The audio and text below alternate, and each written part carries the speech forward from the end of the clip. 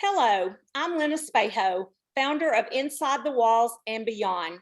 I started this page after my release from federal prison with the goal of helping to expose what happens to women as they journey through the criminal injustice system. This page is based loosely on my blog titled Inside the Walls, which you can view on WordPress.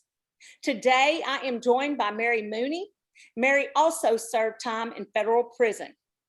In this video, we will discuss some basic information regarding those who are ordered to pay restitution by the courts. Many people are ordered to pay restitution and/or fines.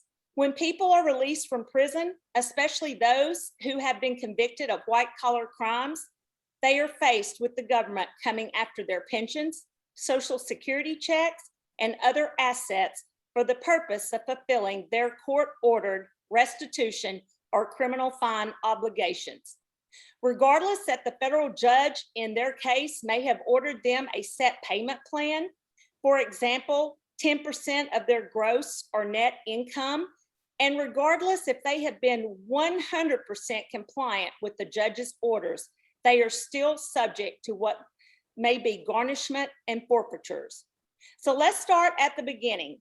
Mary, I know that you've been doing a lot of research lately on restitution orders and issues, and I wanted to know if you would mind telling our listening audience what are some of the applicable laws that there are out there regarding restitution that you found.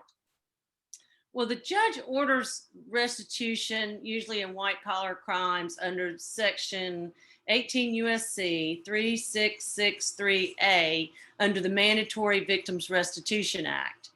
And most of us understand how that works. At least I thought I did, and we thought I did. And you go to court and you listen to the judge during sentencing, and he gives you a payment plan. And you've usually discussed that with your defense attorney, and you're told that as long as you make that payment plan, everything will be good. And the judge follows those rules and evaluates how much you can pay and makes that payment plan. After that, everything changes. So the court does consider what amount a person is ordered to pay restitution, like what they can afford when determining the amount? Well, yes, when the judge orders mandatory victims restitution under that act, he has to order full restitution no matter what you can pay. But then when the judge comes up with the payment plan, he does decide how much you can pay. That's why when you have your PSI, when you have your meeting, you know, the courts require you to disclose all of your assets and you know, how much you make and things like that. So the judge takes that into consideration when he orders that amount. In your judgment and commitment is where this would be set out. Right. So let me ask you this. Is restitution dischargeable under bankruptcy laws? No, it is not. And you can't, that's one thing that you need to be careful of. You can't switch your assets either. Say you have extra cars or extra houses, you can't, you know, they look at your assets according to what assets you had at the time of arrest. So if you planning on selling something or getting rid of something after your arrest, you need to discuss that with your attorney. Right, and you have to get permission usually from the court because of that. Is that correct? Yes. Okay, so what happens when a person that's ordered to pay just doesn't pay? Well, if you're out on supervised probation, that is usually a violation of your supervised probation, your supervised release, so they can bring you back into court and you can be held for contempt of court, or the judge can put you back in prison. It's up to the judge how he's going to handle that if you don't pay. So let's tell our listening audience exactly what the FLU, or a financial litigation unit, is. Who are those people that we say are the FLU? The FLU, this is when I found out about it. I came home, I was ordered to pay $50 a month. I paid the $50 a month.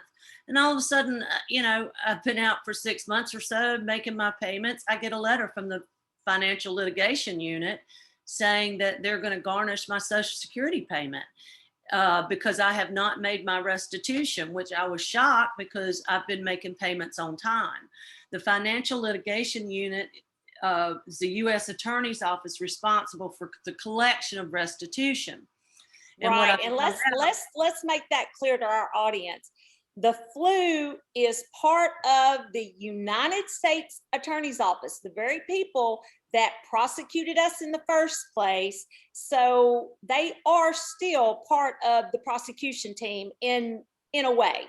Exactly. And they work under the Federal Debt Collection Procedures Act, which is 28 USC 3001-33038.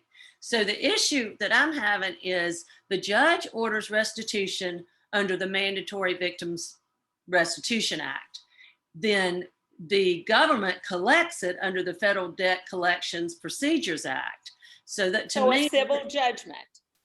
Like a civil judgment, it's just like a back tax you're owed. Right. And to me, those two laws are kind of very conflicting. Right. But and let's face it, the flu works for the government. They work for the prosecution team. I mean, they're definitely not on your side or on the side of what is fair or equitable. They're just out to get, I'm sure if we did further research, we would probably find out that they actually get some kind of career advancement depending on how much they collect. Have you ran across anything like that? No, I've looked at that, but what they say is they collect under 18 USC 3613 gives them the power to use whatever resources they want to use to collect. So when you go into court and you sign your plea agreement or whatever, the judge verbally says we're going to, you have an X restitution and you should pay 10% or 20% of your gross income when you get out, 30 days after release from prison, or in my case, $50 a month. You listen to the judge and you understand that and you think, okay, as long as I make my payments on time, I am good to go. And what happens is the government considers 100% of your restitution due 180 days pretty much after you get out of prison. So about 180 days after you're released from prison, the flu is going to come after you for whatever assets you have, and they can use any means. They do not have to follow the mandatory restitution victims, at least I think they should follow that. I'm not a lawyer or a judge, I don't know, but it's basically the Mandatory Victims Restitution Act that the judge used to order the restitution is now out the window, and the flu is using the collections like it's a civil collections. And let me just interject there, with the full strength arm resources of the federal government to come after you.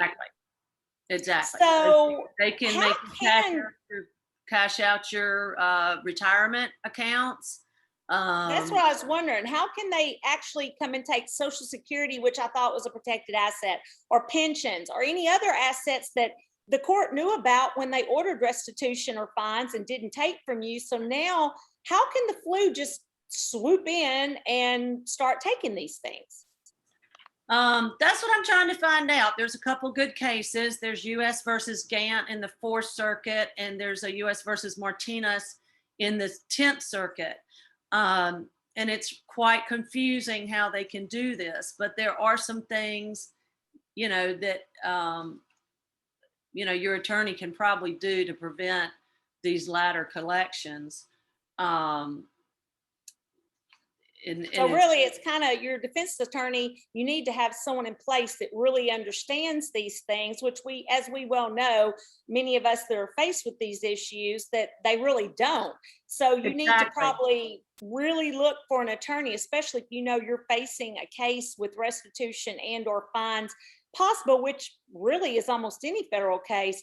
You need to make sure you have an attorney that's well versed in these issues. And these large restitutions are lifelong penalties. I mean, absolutely. Restitution by the government is not considered a penalty, but it is, as you know, somebody's asking you to pay a large sum of money and you don't have an income to pay it. Actually, the letter that I got from the flu basically said the government only had to leave me $750. And I'm like, who That's lives not on even rent. $750? That's certainly not rent or a house note for, even in low income housing almost. So yeah, it's really sad that they want to lock you up and take away your ability to earn money. And then, when you get out, you're facing They more. take enough money so that, they can take all your money. So then you have to get on food stamps and government assistance, because the flu is going to take your money and your assets to get the restitution. And that's kind of the difficult question for me. But there are some things that I wish I would have known previous to my sentencing, so that my attorney could have had things worded appropriately and I wouldn't be in this position now. And there's just a lot of things that could have been done had I known about it 5 years ago. Right. I guess. Yeah, coulda, woulda, shoulda. Mhm. Well, as you can see, there are some very important issues that many justice impacted people are going to have to go through, especially if you're white collar. But I've even seen recently of someone that reached out to me that had a drug offense that they had fines, and they are going after them, the flu is, in such a manner that's very similar to what we are seeing also with those of us who owe restitution. And Mary, I want to thank you for coming on today to discuss this important topic with my listeners. And just so you know, Mary and I will be making some more videos on this topic and many others very soon. So keep a watch on my page, Inside the Walls and Beyond, for information on how you can view additional information on this topic and many others that are affecting those of us who are impacted by the federal criminal justice system. Again, thank you so much for tuning in today. And I thank Mary for coming on today and talking to us about this really important issue. Thank you so much, and we'll see you soon.